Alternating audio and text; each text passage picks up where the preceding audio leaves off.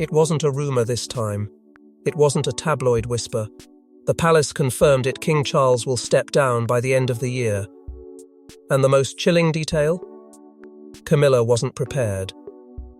One minute the institution looked steady. The next it felt like the ground shifted beneath the crown itself. Because abdications don't happen in calm seasons.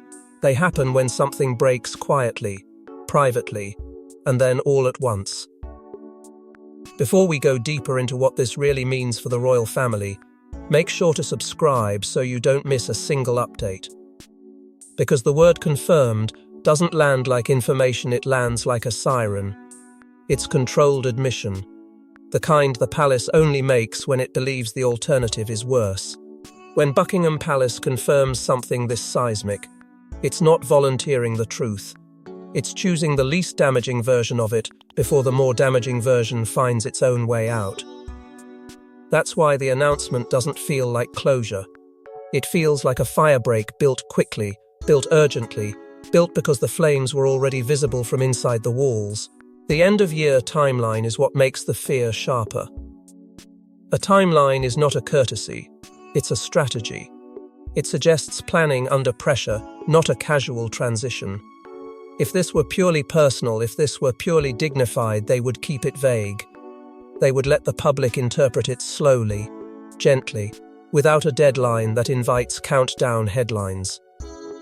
A deadline means the palace is managing risk. It means they're organizing the calendar like a shield, arranging ceremonies, appearances, and controlled moments so the monarchy can arrive at the end of the year looking steady, even if it's trembling underneath. And then there's Camilla, stunned. That single word is the crack you can hear from outside.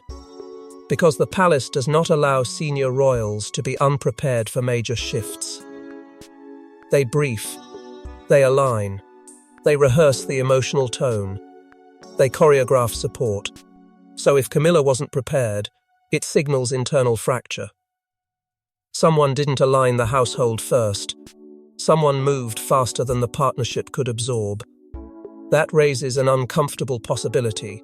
Either Charles made this decision in a tighter circle than anyone expected, or the decision was made around him and presented as his own. That's why the palace's fear feels almost palpable. If they confirm it, the story was already escaping their control. They didn't confirm it because they wanted transparency. They confirmed it because they sensed the leak, the rumor spiral, the speculation that was about to turn into certainty without them. And in royal life, the worst outcome isn't that the public learns something, it's that the public learns it in a way the palace did not design. Control isn't a preference for the monarchy, it's survival. The emotional shock is what makes this announcement feel heavier than any headline. Charles's legacy suddenly feels unfinished, even to his closest allies. Not because the public expected him to stay forever, but because this feels abrupt, like a chapter ending mid-sentence. A reign that was supposed to define stability now reads like it's being contained. And when an institution starts containing a reign, people don't just ask what's next. They ask what went wrong. Because abdication doesn't carry the vibe of routine, it carries the vibe of necessity. It carries the smell of pressure from the public, pressure from politics, pressure from the family, pressure from advisors who measure the monarchy's survival in percentages and headlines. It suggests a moment where someone looked at the future and decided the risk of keeping Charles in place was greater than the risk of moving him out. That is a brutal calculation, and it rarely happens without a catalyst strong enough to shake the palace's oldest instinct, delay everything until it can be forgotten. Which brings us to the first cliffhanger, the question that refuses to stay quiet. What forced the palace to choose certainty now, instead of delaying indefinitely? Because the monarchy is built for postponement. It is built to buy time, to soften blows, to wait until the public moves on. So if they didn't wait this time, it suggests they couldn't. It suggests there was a deadline behind the deadline, a looming moment when something would be revealed, something would be decided, something would become irreversible whether the palace was ready or not. And the most unsettling part is how quickly the mood changes once you accept that. The confirmation doesn't calm the situation, it sharpens it. It turns every upcoming appearance into evidence, every absence into suspicion, every private movement into a potential signal. The palace may want the public to see dignified transition, but the public is already sensing something else. A rushed exit doesn't happen without a reason, and the reason is rarely as clean as the statement suggests. And once you accept the palace would never confirm something this seismic, unless it had to, the next question becomes unavoidable. What happened behind closed doors that made stepping down the only survivable option? By the end of the year sounds neat, almost respectful, like a dignified wrap-up. But inside royal life, timelines are never neutral. They're chosen like chess moves. A deadline means someone needs control. Control of headlines, control of ceremonies, control of the first images that will define the new era. Because if Charles truly could stay, the palace would keep it vague. A deadline suggests a clock is ticking and the palace is racing it. A set deadline signals urgency and risk management, not leisurely tradition. The monarchy is famous for soft language and open-ended phrasing in due course, at the appropriate time, when the moment is right. That's how they buy time, how they let turbulence settle without admitting turbulence exists. So when they lock themselves into a window, it's not because they want to be helpful. It's because they believe the window is closing whether they like it or not. The palace isn't simply planning an exit, it's trying to stay ahead of the moment when the exit becomes unavoidable in a far uglier way. Timing is also how the palace stages unity. Unity isn't just a feeling in royal life, it's a product. It's the image of the family standing together, the carefully chosen sequence of appearances that tells the public, nothing is falling apart, everything is under control. A deadline gives them the chance to prepare that product, to control who appears beside Charles, who appears after him, who is visible and who is quietly kept away. And it limits unpredictable leaks, because the more time people have to talk, the more time they have to fracture. The palace knows rumour multiplies in empty space. A countdown fills space with narrative, and narrative is easier to manage than uncertainty. End-of-year timing also creates a clean story arc, and the monarchy loves clean arcs. Closure. New chapter. Stability restored. Those phrases aren't just comforting, they're defensive. They create a psychological runway where the public can adjust gradually, where the media can be fed controlled milestones, where the palace can release small updates instead of one explosive revelation. It turns a crisis into a calendar. And if you can turn a crisis into a calendar, you can pretend it was always planned. You can paint inevitability onto it. You can make the public feel like they're witnessing order rather than rupture. But here's where the ominous part sharpens. The hidden motive behind a deadline is almost always fear. Delaying could make matters worse, because something is coming.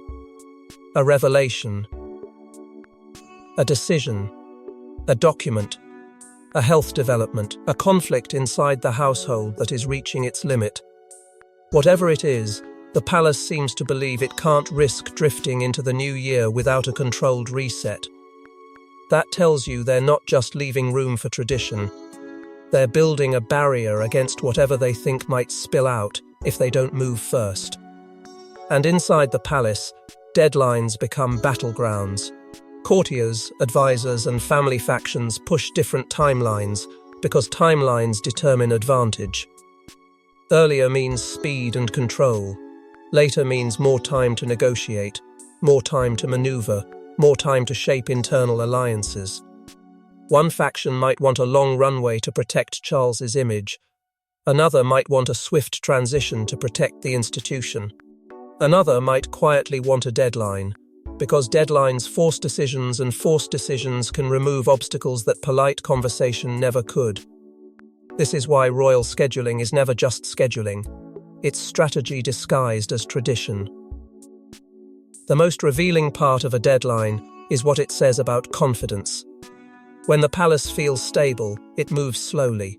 When it feels threatened, It moves fast and calls it dignity. And the end-of-year date feels like a compromise between those two instincts. Not tomorrow, but not whenever. It's a controlled urgency. A way to move quickly without looking like panic. A way to acknowledge change without admitting why the change is necessary. A way to protect public confidence by making the transition feel orderly while privately treating the situation like a race. Which brings us to the cliffhanger that makes the timeline feel less like choice and more like survival. The palace chose a date window because they fear what happens if they miss it. Because missing it wouldn't just be embarrassing. It would mean the palace lost control of events. It would mean the next chapter didn't start on their terms. And the monarchy, more than anything, fears losing the ability to decide the terms. But a deadline only makes sense if the palace believes the threat isn't theoretical, so we have to look at the one person whose reaction gave the game away, Camilla. If the palace wanted this to look calm, Camilla's shock was the one detail they couldn't fully erase. Because stunned doesn't mean she's sad, it means she didn't see it coming. And in an institution built on briefing everyone before the public hears a word, unpreparedness is a red flag. Either Charles kept something from her, or someone kept something from Charles. And that's where this story turns dangerous. Camilla's stunned reaction signals a breakdown in internal alignment and trust, and that is not a small crack, it's a structural warning. Because the palace doesn't survive by being honest, it survives by being coordinated. Everyone is normally positioned, briefed, and emotionally calibrated before a major announcement lands. So if Camilla looked blindsided, it suggests the decision was forced, rushed, or contested behind closed doors. It suggests there wasn't time to smooth the edges, or worse, it suggests someone didn't want her fully prepared. Because a prepared Camilla might have pushed back, asked questions, or demanded answers that would slow the machine. And optics matter more than feelings in royal life. A stunned queen doesn't look like a partner. She looks like a powerless bystander. That image is poison for an institution built on hierarchy and certainty. Because if Camilla can be surprised by something this huge, the public will immediately wonder who is actually in control. Was Charles making decisions alone? Was Charles being guided? Was Charles being cornered? Was the palace choosing outcomes and informing the household afterward? The moment stunned enters the narrative, the monarchy doesn't look unified, it looks fractured. The loyalty tension makes it even sharper. Camilla's position is deeply tied to Charles's reign and his ability to command the story. When Charles is steady, Camilla is secure. When Charles wavers, Camilla becomes vulnerable not just emotionally, but institutionally. So her shock isn't just personal, it's strategic. It signals that the ground beneath her status may be shifting in ways she did not authorize or anticipate.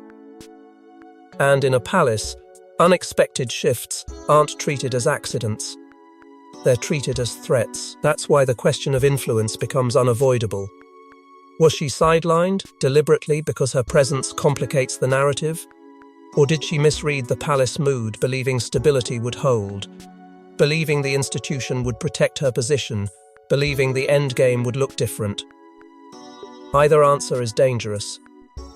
If she was sidelined, it means a faction inside the palace is willing to move without her. If she misread the mood, it means she underestimated how severe the crisis around Charles truly is. And both possibilities point to the same unsettling conclusion. The step-down plan was not originally the plan. Because kings don't step down because of one bad day. They step down when the cost of staying becomes higher than the cost of leaving. And Charles is a man obsessed with legacy, so for him to accept an end-of-year exit, something must have tightened around him from the inside. Pressure from advisors. Pressure from public confidence. Pressure from within the family. Or a pressure no one can name publicly, because naming it would reveal why this reign suddenly feels like a fire being contained. Charles's identity is tied to purpose and legacy, which means stepping down implies crisis-level pressure, not a graceful choice.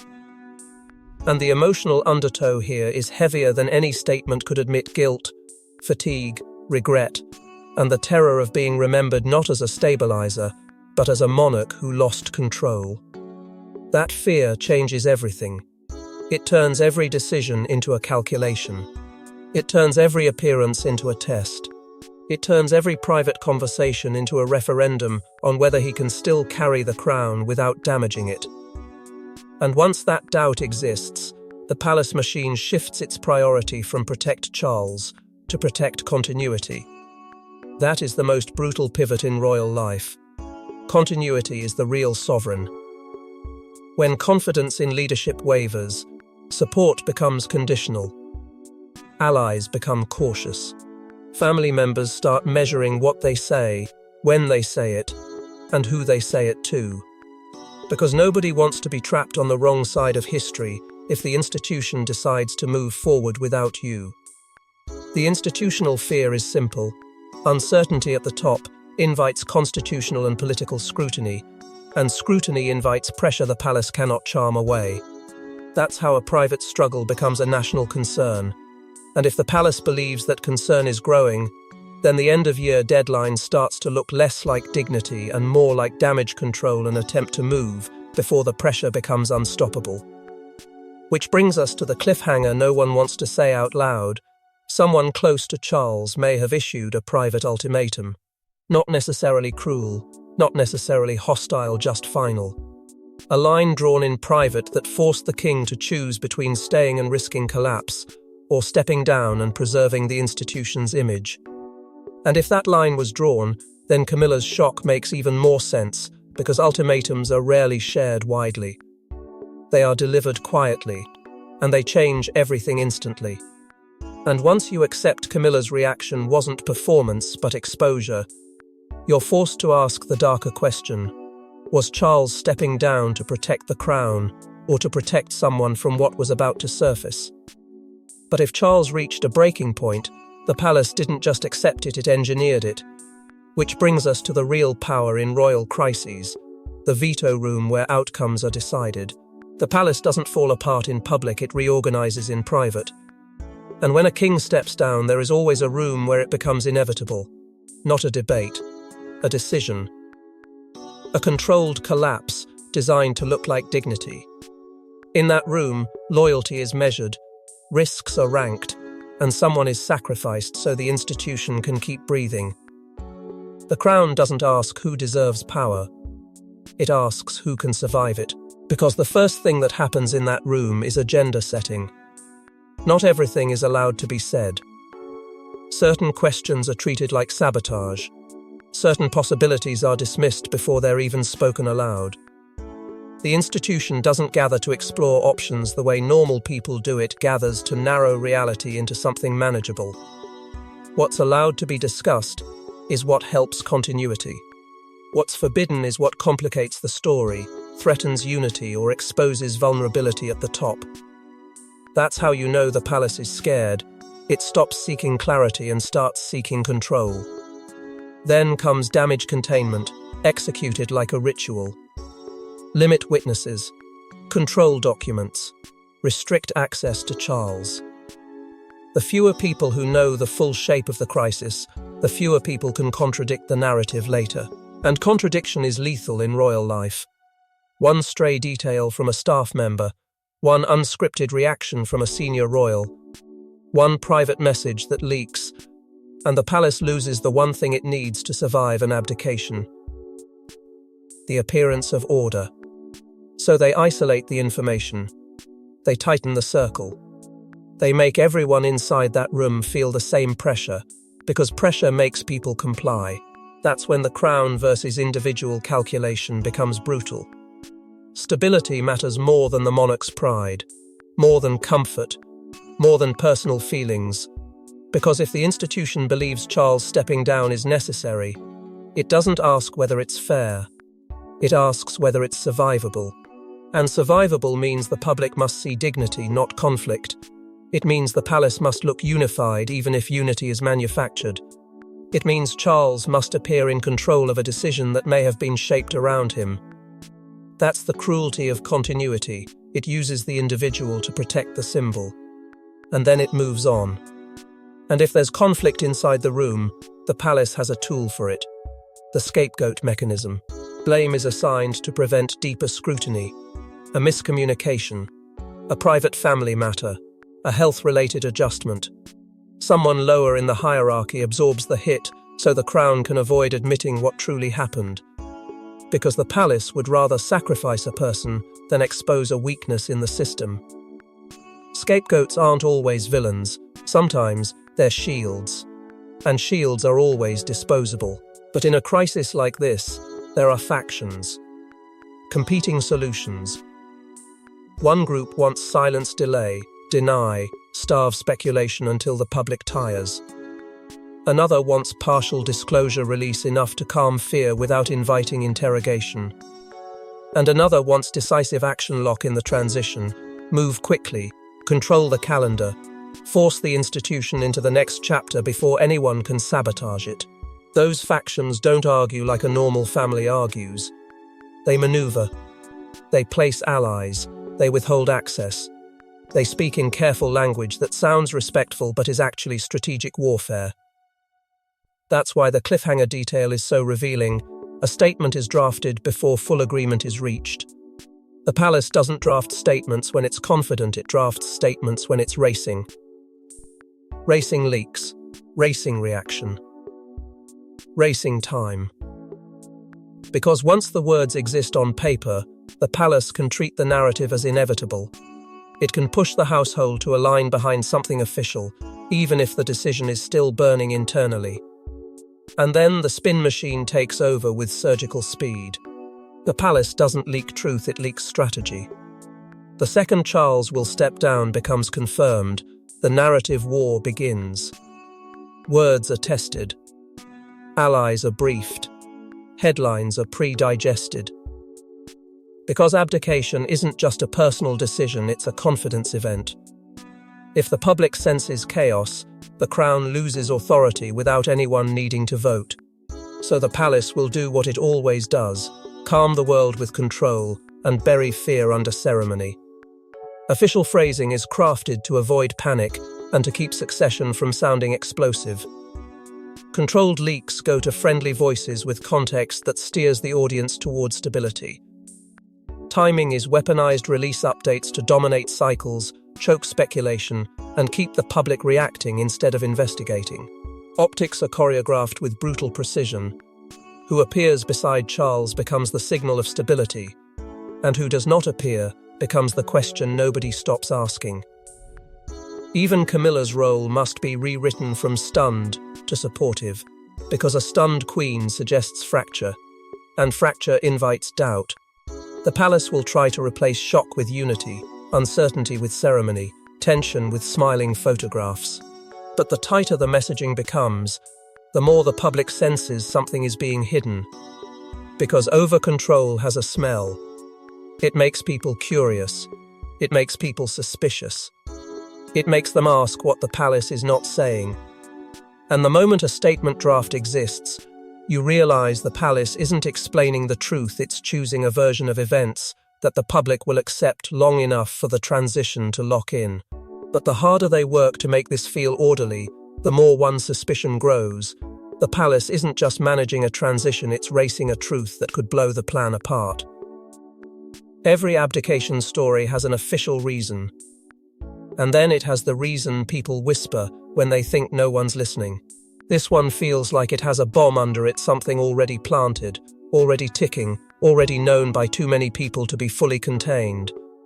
That's why the palace looks defensive, not proactive. It's not just responding to a problem, it's racing it. And the most dangerous rumors aren't shouted in public, they're whispered inside the household, by people who were there. Because the household whisper network moves faster than the press ever could. Staff, aides, and security don't need a headline to know when the building's rhythm changes.